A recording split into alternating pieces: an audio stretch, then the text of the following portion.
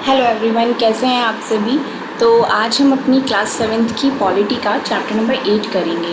Class हमारी चल रही है 7th और इसका ये लास्ट चैप्टर है, चैप्टर नंबर 8, जिसका नाम है बाज़ार में एक कमीज़। आप अगर सीटेट की प्रिपरेशन कर रहे हैं और आपका टारगेट है कि इस बार जुलाई में आपको जो अपना एग्ज़ाम है वो क्लियर करना है, तो एनसीईआरटी का जो बेस है वो क्लियर होना बहुत ज़रूरी है।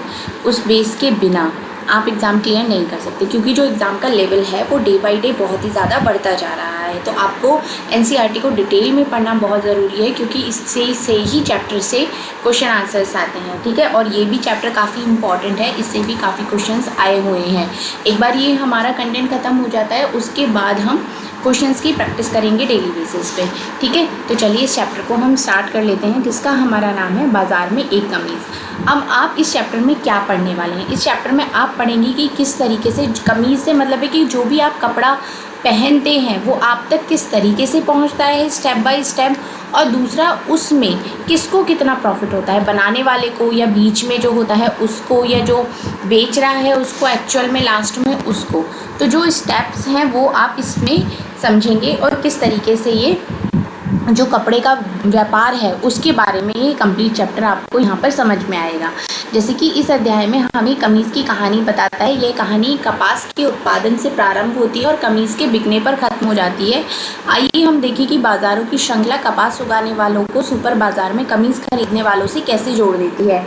मतलब कि कपास उगा रहे हैं वहाँ से लेके और सुपर मार्केट में जाकर आप जो अपने लिए एक शर्ट खरीदते हैं वहाँ तक जो श्रृंखला है उसकी हर कड़ी में क्या है, खरीदना और बेचना जुड़ा हुआ है। और इसमें किस किस को कितना लाभ होता है, क्या वो बराबर का लाभ होता है या कुछ को बहुत ज़्यादा लाभ हो जाता है, कुछ को बहुत कम लाभ होता है, ये सारी चीज़ें आप इस चैप्टर में समझेंगे, ठीक है। अब यहाँ पर अगर हम देखते हैं, कुरनूल में कपास उगाने वाले एक किसान। अब इससे आजकल क्वेश्चन में आपको किस तरीके से पूछ सकता है कि जो कपास का एक प्रोसेस है उसके स्टेप्स को आप सही क्रम में लगाइए कि सबसे पहले क्या होता है, कपास का फूल आता है, फिर उसमें से बीज निकलता है, बीज पहले आता है, या डायरेक्ट कपास ऐसे तो नहीं बनता ना, वो तो एक तरीके से जैसे ये पौधा है कपास का, अगर आप देखते हैं तो, ठीक है। यहाँ पर कि कपास खरीद लेती है, कपास बेचना होता है, खरीदना होता है, गट्ठर पहले बनेगा, ये उसका क्या प्रोसेस होता है, ये भी आपसे स्टेप में पूछ सकता है, ठीक है। तो आपको हर चीज़ को डिटेल में पढ़ता है। जैसे कि एक स्वप्ना नाम की लड़की है जो कुरनूल आंध्र प्रदेश की एक छोटी किसान है। अपने छोटे से खेत में वो कपास उगाती है। कपास के पौधे पर आए डोंडे पक रहे हैं, उनमें से कुछ चटक भी चुके हैं, इसलिए स्वप्ना रुई चुनने में व्यस्त है। अब जो डोंडे होते हैं जिनमें रुई भरी होती है वो एक साथ चटक कर नहीं खुलते, मतलब रुई की फसल है उसको इकट्ठा करने के लिए कई दिन का समय लग जाता है। अब जो फूल है वो सारे एक साथ तो नहीं चटकेंगे ना, डोंडे जो है कोई पहले चटकते हैं, कोई थोड़ा बाद में चटकते हैं, तो इन सबको इकट्ठा करने में कई दिन का टाइम लग जाता है। अब रुई एकत्र हो जाने के बाद उसे क्या करना होता है, अपने पति के साथ कुरनूल के कपास के बाजार में को ले जाकर जो एक व्यापारी होती है उसके पास बेचती है। अब फसल की बोनी शुरू करने के समय स्वप्ना ने व्यापारी से खेती करने के लिए बीज, खाद, कीटनाशक आदि खरीदने के लिए ब्याज दर पर उसने 2500 कर्जे पर लिए थे। उस समय स्थानीय व्यापारी ने स्वप्ना को एक शर्त मानने के लिए सहमत किया था।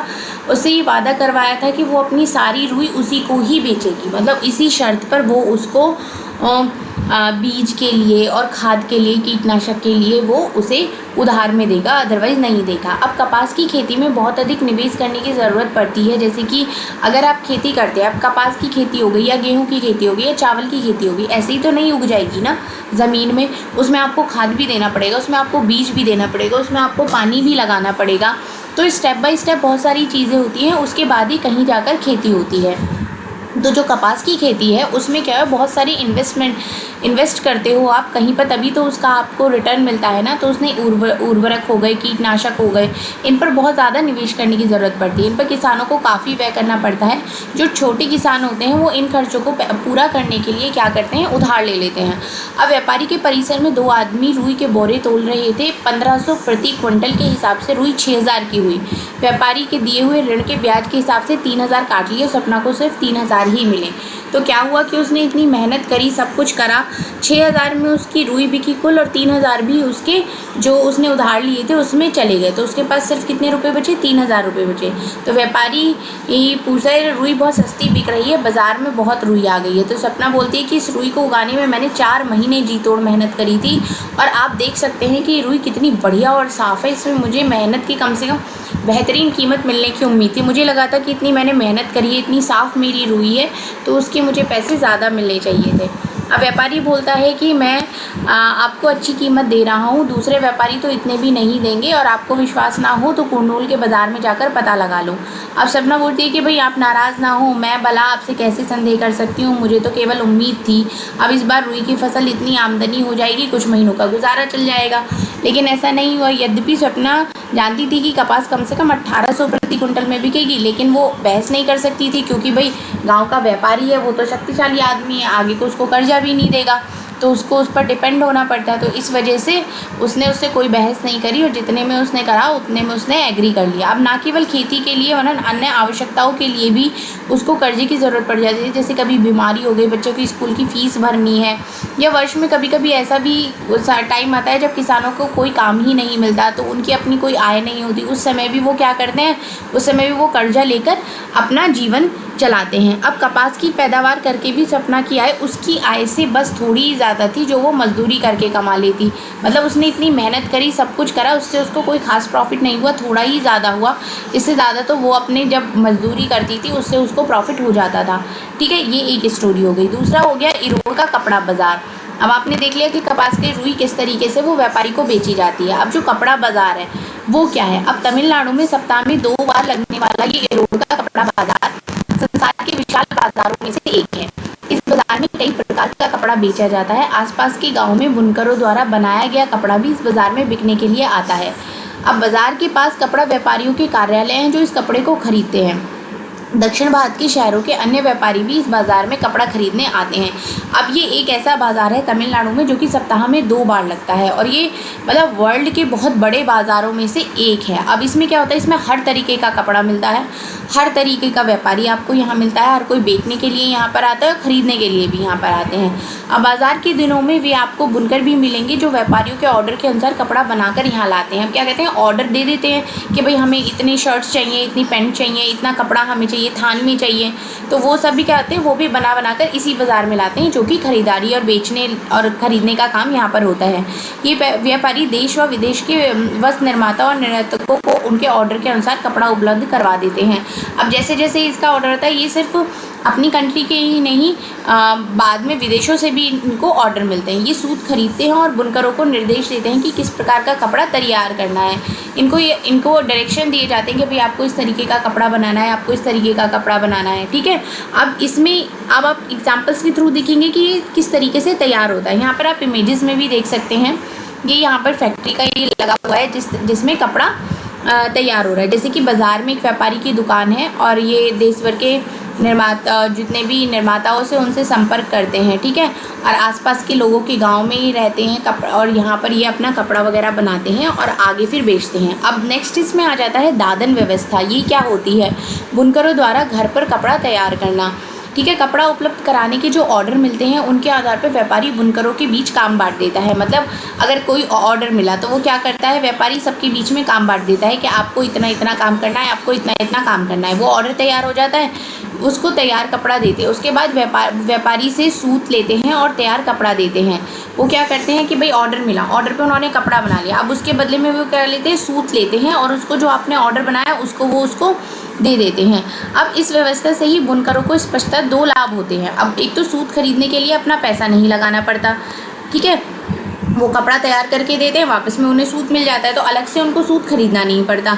अब साथ ही तैयार कपड़ों को बेचने की जो व्यवस्था है वो भी हो जाती है। अब आपने कपड़ा तैयार करा, अब आपने चलो सपोज कपड़ा तो इतना बना लिया, उसको बेचोगे कहाँ? अगर बेचोगे नहीं तो वो तो बेकार हो जाएगा, आपको प्रॉफिट क्या हुआ, आपने इतनी मेहनत करी। तो क्या होता है, उनके लिए उनको खरीदार भी मिल जाता है। अब बुनकरों को पहले से ही पता चल जाता है कि उन्हें कौन सा कपड़ा बनाना है और कितना बनाना है, कि उनको ये पता होता है कि हमें ये वाला कपड़ा बनाना है और कितनी क्वांटिटी में बनाना है, ये उनको पता होता है। तो वो उसको बेचते हैं और बदले में वो सूद ले लेते हैं। अब कच्चे माल को प्राप्त करने और तैयार माल की बिक्री के लिए भी व्यापारियों पर बनी निर्भरता के चलते व्यापारियों का बहुत वर्चस्व बन जाता है। मतलब एक है ना, एक इमेज बन जाती है कि भाई बहुत बड़े व्यापारी नहीं है तो फिर ये माल कहाँ जाएगा, मतलब किस तरीके से ऑर्डर मिलते हैं, कपड़ा बनाया जाना है और इसके लिए बहुत कम मूल्य देते हैं। बुनकरों के पास ये जानने का कोई साधन नहीं है कि वे किसके लिए कपड़ा बना रहे हैं और वह किस कीमत पर बेचा जाएगा। उनका काम क्या होता है? उनका काम सिर्फ कपड़ा बनाने का होता है। उनका काम क्या होता है? कपड़ा अपना बनाना है उनको और उसको व्यापारी को बेचना है। अब वो व्यापारी के ऊपर है कि वो आगे उस कपड़े को कितनी कीमत पर बेचता है। सपोज उसने यहाँ पे कोई कपड़ा ख़रीदा, उसने 50 रुपये में या 500 रुपये में, सर चलो आजकल कोई इतनी महंगाई है, 500 रुपये में उसने कोई चीज़ खरीद ली। अब आगे उसी चीज़ को वो हो सकता है कि वो 3000 में बेच रहा हो सकता है वो 500 के 5000 भी बना रहा हो। तो ये उस व्यापारी के ऊपर निर्भर करता है, ठीक है। अब कपड़ा बाजार में व्यापारी यह कपड़ा पहनने के, वस्त्र बनाने के कारखानों को बेचते हैं। अब क्या कहता है? कपड़ा क्या है? थान बन गए। यहाँ पर कच्चा माल दिया, कच्चे माल से थान बन गए। अब बड़े बड़े जो थान बन गए, अब ये व्यापारी क्या करेगा? इस थान को बड़े कारखानों में बेचेगा जहाँ से ये शर्ट बनती है या पैंट बनती है या आप अपनी कोई ड्रेस बनाते हैं या साड़ी बनती है, मतलब कुछ भी आप कपड़ा है उसको, तो उसको थान बेचेगा, ठीक है। अब इस तरह से बाजार का झुकाव व्यापारियों के हित में ही अधिक होता है। मतलब इससे जो सबसे ज़्यादा प्रॉफिट होता है वो व्यापारी को ही होता है, क्योंकि ये व्यापारी के ऊपर डिपेंड करता है कि उसने यहाँ से तो जो कपड़े की कीमत, थान खरीदा, एक थान उसने 500 रुपये का खरीदा सपोज, अब वो आगे कारखाने में कितने का दे रहा है? 2000 का दे रहा है या 5000 का दे रहा है, वो उसके ऊपर निर्भर करता है। तो प्रॉफिट किसको हो रहा है? प्रॉफिट हो रहा है व्यापारी को। अब बुनकर अपनी सारी जमा पूंजी लगाकर उच्च ब्याज दर पर ऋण लेकर करघे खरीदते हैं, करघे जिनसे कपड़ा बनाया जाता है, और करघे का मूल्य क्या है? 20,000 रुपये। इसलिए छोटे बुनकरों भी 2 करघों के लिए लगभग 40,000 का निवेश करना पड़ता है। मतलब ये कहते हैं ना कि अगर आप बिज़नेस करते हैं, कोई भी चीज़ लगाते हैं, तो उसमें पहले आपको पैसा लगाना पड़ता है, उसके बाद आपको रिटर्न्स मिलते हैं। तो यहाँ पर क्या होती है, जो एक करघे का मूल्य हो गया वो कितना हो गया? 20,000। अगर आपको कपड़ा बनाना है, कोई फैक्ट्री लगानी है, तो कम से कम 2 तो लगाओगे ना, तो उसके लिए आपको कितना इन्वेस्टमेंट करना पड़ेगा? आपको करना पड़ेगा 40,000। अब उसका प्रॉफिट कितना होता है वो फ़र्क पड़ता है उस बात का। अब ये अकेले काम नहीं कर सकता, अब आपने लगा तो लिया, अब उसको चलाने के लिए भी तो आपको मज़दूर चाहिए ना, और लोग चाहिए, उनको काम करवाना पड़ेगा, उनको सैलरी भी देनी पड़ेगी। तो ये एक पूरा अच्छा लंबा प्रोसेस हो जाता है, ठीक है। अब इसमें अगर हम देखें व्यापारी और बुनकरों के बीच की यह जो व्यवस्था होती है, इसी को हम दादन व्यवस्था कहते हैं, पुटिंग आउट सिस्टम। अब ये पुटिंग आउट सिस्टम क्या है, आपको अच्छे से क्लियर हो गया होगा कि ये दादन व्यवस्था क्या होती है, ठीक है। ये इसका एक एग्जाम्पल था जहाँ व्यापारी कच्चा माल देता है और उसे तैयार माल प्राप्त हो जाता है। भारत के अनेक क्षेत्रों में कपड़ा बुनाई के उद्योगों में यह व्यवस्था बहुत ज़्यादा प्रचलित है। ये बहुत इंपॉर्टेंट यहाँ से आपका क्वेश्चन बन जाता है कि दादन व्यवस्था क्या है। उसके बाद वो आपको ऑप्शंस दे देगा, हो सकता है उस ऑप्शन में से आपको 2-3 चूज़ करने हैं या उस ऑप्शन में से आपको एक टिक करना है। तो आपको ये बहुत अच्छे से क्लियर होना चाहिए कि पुटिंग आउट सिस्टम क्या होता है, दादन व्यवस्था क्या होती है, किस तरीके से ये कार्य करते हैं, ठीक है। जैसे कि यहाँ पर आप देखते हैं, ये क्या है, ये एक गारमेंट फैक्ट्री है जिसमें कि यहाँ पे जितने भी महिलाएं ये जीन्स में बटन टाक रही हैं।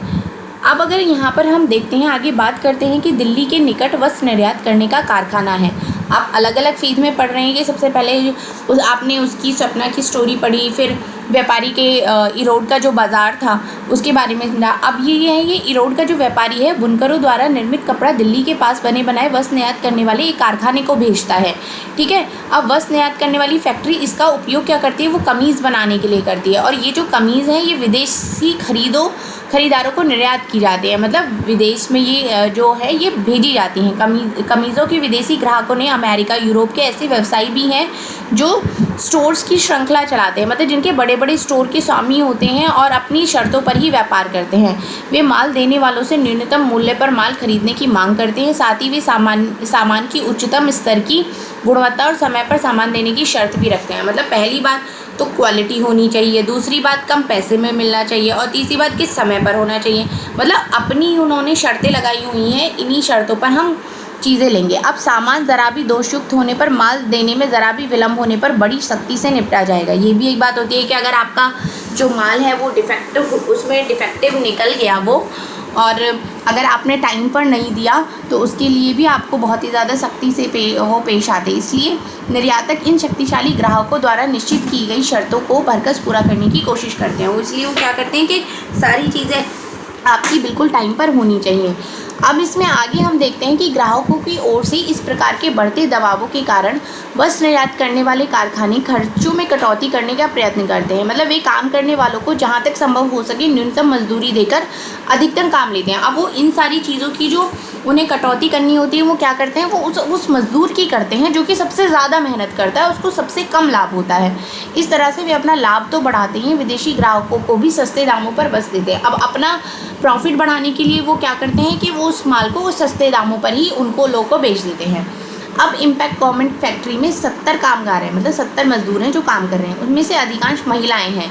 इनमें से अधिकतर कामगारों को अस्थायी रूप से काम पर लगाया जाता है। अस्थायी रूप से मतलब कि अभी काम ज़्यादा है, अभी उन्होंने सबको लगा लिया, काम पूरा हो गया, उनको दिन के हिसाब से मजदूरी दे दी, उसके बाद उनको हटा दिया, मतलब वो परमानेंट नहीं है। इसका आशय ये है कि जब भी फैक्ट्री मालिक को लगेगा कि आवश्यकता नहीं है वो उनको जाने को कह सकता है। अब उनकी मजदूरी उनके कौशल के अनुसार तय की जाती है। जैसे कि जो किसी काम है, जिसको बटन लगाना बहुत अच्छे से आता है, कोई दर्जी की कटिंग अच्छे से करता है, कोई सिलाई अच्छे से करता है, तो उनको उसके हिसाब से ही उनको पैसे दिए जाते हैं। जैसे कि स्त्रियों को एक सहायक के रूप में, जैसे कि धागा काटना है, बटन लगाने हैं, इस्त्री करनी है, पैकिंग करनी है, इन कामों पर बहुत ही कम मजदूरी में उनको लगा लिया जाता है। जैसे कि अगर देखा जाए जो दर्जी है उसको 3000 रुपये मिलेंगे, और अगर कोई प्रेस कर रहा है तो उसको 1 रुपये 50 पैसे पर पीस, मतलब एक शर्ट प्रेस करने के उसको 1 रुपये 50 पैसे मिलेंगे। अगर चेक कर रहा है जो कि उसने ठीक से काम किया है नहीं करा है, उसको 2000 रुपये मिलेंगे। और जो धागे काट रहे हैं, जैसे कि एक्स्ट्रा फिनिशिंग होती है ना, कि कोई भी कपड़ा है अब उसको फिनिशिंग होगी, जो एक्स्ट्रा धागे हैं वो काटे जाएंगे, बटन लगाए जाएंगे, उनको कितने रुपए मिलेंगे, उनको सिर्फ 1500 रुपये प्रति माह मिलेंगे। ठीक है, ये आपको क्लियर हो गया। अब यहाँ पर जो एक और आता है वो आता है संयुक्त राज्य अमेरिका में वह कमीज। अब जो कमीज यहाँ पर बनी है, इतनी फिनिशिंग हुई है, जो वहाँ पर भेजी गई है, अब उसकी क्या है। अब संयुक्त राज्य अमेरिका में कपड़ों की एक बड़ी दुकान पर बहुत ही कमीज़ें प्रदर्शित की गई। इनकी कीमत $26 रखी गई, अर्थात हर कमीज़ $26 यानी 1800 रुपये में बेची जाएगी। ठीक है, अब ये तो एक एक्टिविटी है कि इस चित्र के अनुसार आपको ये करनी है। तो आप ये सोच सकते हैं कि वस्त्र निर्यातक ने 300 रुपये प्रति कमीज के हिसाब से बेची। अब उसने क्या करा, अब आप समझने की कोशिश करिए। 300 रुपये में कोई कमीज़ बेची गई है, ठीक है। अब कपड़ा व कमीज लगने वाले अन्य कच्चे माल का मूल्य 100 रुपये प्रति कमीज के हिसाब से पड़ा। जो मजदूरी है वो 25 रुपये की पड़ी। कार्यालय चलाने का खर्च 25 रुपये प्रति कमीज के हिसाब से पड़ा। और आपने जो, अब आप सोचो कि कोई कमीज़ 300 रुपये की है और वो डिस्प्ले में वहाँ पर 1800 रुपये में बेची जाएगी, तो प्रॉफिट कितना हो रहा है। तो ये आप समझ सकते हैं कि ये जो कपड़ा फैक्ट्री है, जो कपड़े का बाज़ार है, इसमें कितना प्रॉफिट होता है। ये सारा प्रॉफिट उसको नहीं होता जो मेहनत कर रहा है, उस मजदूर को नहीं होता वो प्रॉफिट, वो ये प्रॉफिट होता है उस व्यापारी को जो ये लेन देन वाला काम करता है। ठीक है, अब बाज़ार में लाभ कमाने वाले कौन है। अब आप यहाँ पर समझेंगे कि ये जो इतना प्रॉफिट हो रहा है ये आखिर मिल किसको रहा है।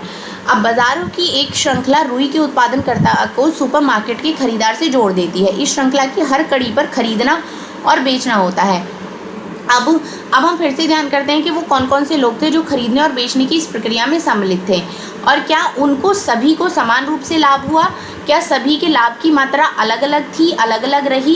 कुछ लोगों ने बाज़ार में लाभ कमाया, कुछ को खरीदने बेचने में कुछ खास लाभ नहीं हुआ, और बहुत से लोगों को तो बहुत ज़्यादा मेहनत करने के बाद भी उन्होंने कुछ नहीं कमाया। ठीक है, ये सारी चीज़ें आप इस तालिका में भर सकते हैं, मतलब उन्होंने ये ऐसा चार्ट दिया है। अब आती है बात बाज़ार और समानता। अब विदेशी व्यापारी ने बाज़ार में अधिक मुनाफा कमाया। सोचो 300 रुपये की शर्ट वो 1800 रुपये में बेच रहा है, तो उसने कितना प्रॉफिट कमा लिया। अब उसकी तुलना में वस्त्र निर्यातक का लाभ मध्यम श्रेणी का रहा। ठीक है, जो निर्यात कर रहा है उसको फिर भी थोड़ा सा कम मिला। और दूसरी ओर वस्त्र निर्यातक फैक्ट्री के कामगार मुश्किल से केवल अपनी रोज़मर्रा की ज़रूरतों को पूरा करने लायक भी नहीं कमा सके, मतलब वो इतना भी कमा नहीं पाए कि वो अपनी जो रोज़मर्रा की ज़रूरतें हैं उनको भी पूरा कर सकें। इस प्रकार हमने देखा कि कपास उगाने वाली छोटी किसान और इरोड़ के बुनकरों ने कड़ी मेहनत की, लेकिन बाजार में उन्हें उनके उत्पाद का उचित मूल्य नहीं मिला। अब व्यवसायी या व्यापारियों की स्थिति बीच की है। बुनकरों की तुलना में उनकी कमाई अधिक हुई, लेकिन निर्यातक की कमाई से बहुत कम हुई। मतलब इस तरह बाज़ार में सब बराबर नहीं कमाते हैं, हर कोई, किसी को मजदूरी मिलनी चाहिए, चाहे वो कांता हो या सपना हो। मतलब परिवार के लिए वो एक दूसरे के बराबर अपने आप को कैसे समझ सकते हैं, क्योंकि उनका जो प्रॉफिट है वो तो बहुत कम हो रहा है ना, वो मेहनत बहुत ज़्यादा कर रहे हैं। अब एक और बाज़ार लोगों को काम करने या उन चीज़ों को बनाने के बेचने के अवसर देता है जो उसको उगाते हैं बनाते हैं। अब आप कर भी रहे हो, मेहनत भी कर रहे हो। अब जैसे कि स्वप्ना थी, अगर वो उस व्यापारी से झगड़ा करती कि भाई उसकी रुई उसने 1500 में क्यों खरीदी, 1800 में क्यों नहीं खरीदी, तो वो उससे अगर झगड़ा मोल लेती तो वो फिर अपनी रुई को कहाँ बेचती। ये भी एक कहीं ना कहीं बात अड़ जाती है। अब किसान यहाँ रुई बेच सकता है तो बुनकर अपना बनाया हुआ कपड़ा। दूसरी ओर बाजार से धनवान शक्तिशाली लोग ही प्राय सर्वाधिक कमाई करते हैं। ये वही लोग हैं जिनके पास पैसा है, अपने कारखाने, बड़ी बड़ी दुकानें हैं और बहुत ज़मीन है, जिनकी बैक बहुत स्ट्रॉन्ग है, जिनके पास बहुत पैसा है। अब गरीबों को अनेक चीज़ों के लिए धनी और शक्तिशाली लोगों के ऊपर निर्भर रहना पड़ता है। उनको अपने रोज़मर्रा की ज़रूरतों के लिए भी कभी कभी बहुत ज़्यादा ऋण लेना पड़ जाता है, जैसे कि छोटी किसान स्वप्ना के मामले में हुआ था।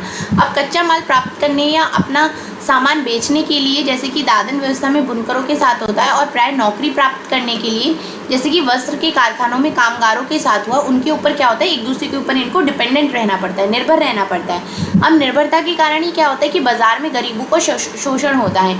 इन समस्याओं के समाधान के लिए भी रास्ते हैं, जैसे कि उत्पादक मिलकर सही सहकारी संस्थाएं बनाएं और कानूनों का दृढ़ता से पालन हो। अगर इतना कुछ होता है तो इसमें थोड़ा सा सुधार हो सकता है। जैसे कि यहाँ पर ये दिया हुआ एक तरीके से सुपर मार्केट है, आप